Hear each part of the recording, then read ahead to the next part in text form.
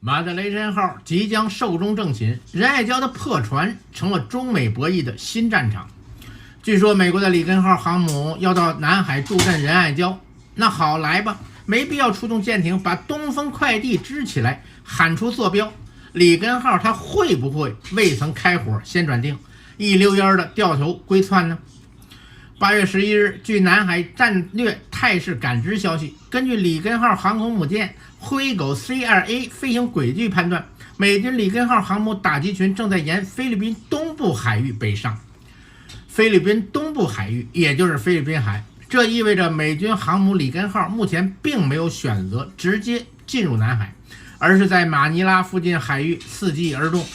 其实这个行动并不意外，里根号的部署也是有两个方向，一个是南海战术目标仁爱礁，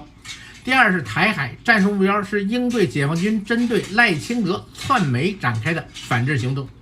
那么下周菲律宾方面叫嚣要继续补给仁爱礁，而解放军将在东海进行持续3天的演习，局势演化存在极大的不确定性。菲律宾这次是海龟吃秤砣，铁了心想和中国来对杠一下了。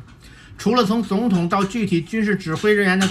各种的强硬喊话之外，也把魔手伸向了在菲律宾的中企。8月8日，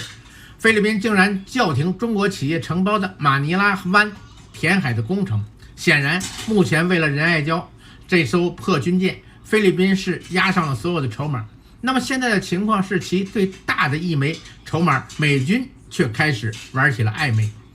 我们看看现在美国航母里根号的具体轨迹及位置。在8月7日进入苏拉威西海之后，里根号航母的目标如果确实锁定在仁爱礁方向，它应该继续向北发展，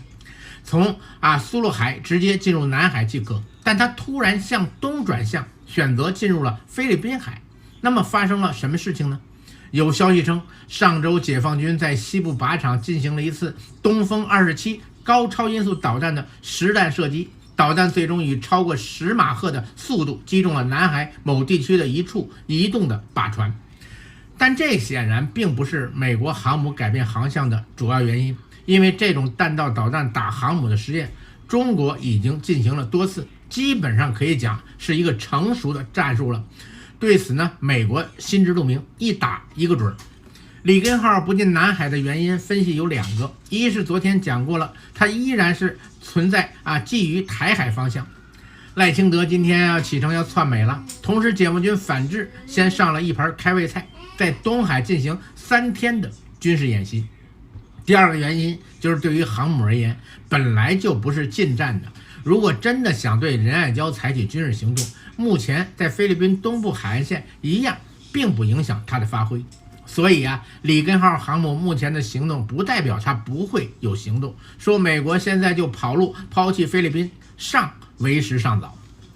而可能还有一个另类的原因是，口口声声大讲要启动美菲共同防御条约的是美国国务院，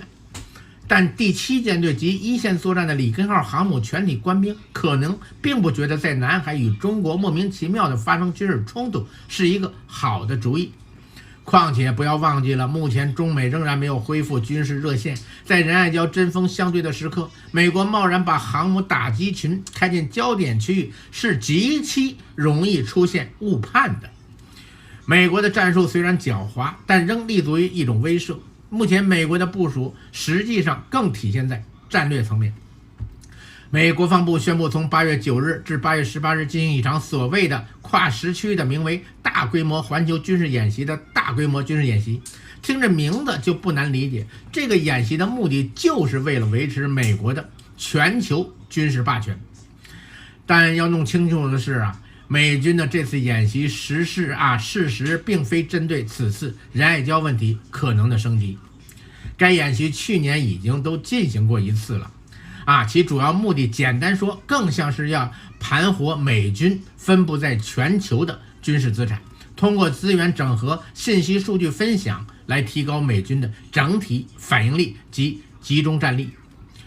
美军仍是雷声大雨点小，或者说美军最真实最核心的底线是，它至少到目前为止没有完全准备好在南海或者是台海与解放军直接发生军事冲突的这种准备。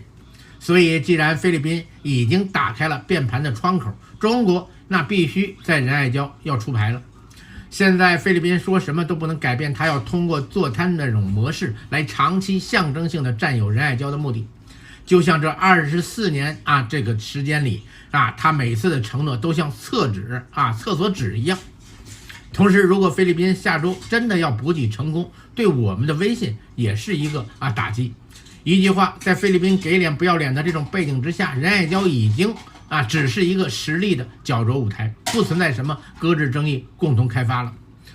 你不处理，全世界都不会认为你是继续保持礼仪，而只是认为你实力可能还不足。这真的如此则会有一大批猎狗顺势跟进，从四面八方啃食南海诸岛礁。若果断出手，美国能得到的也只是塑造一个菲律宾弱者的形象，然后呢，借此来继续加大在国际上对中国霸道威胁这种宣扬，以及再加码一些制裁。但不管你废不废掉菲律宾仁爱礁上这艘破船，你都阻挡不了美国一盆接一盆的这种脏水。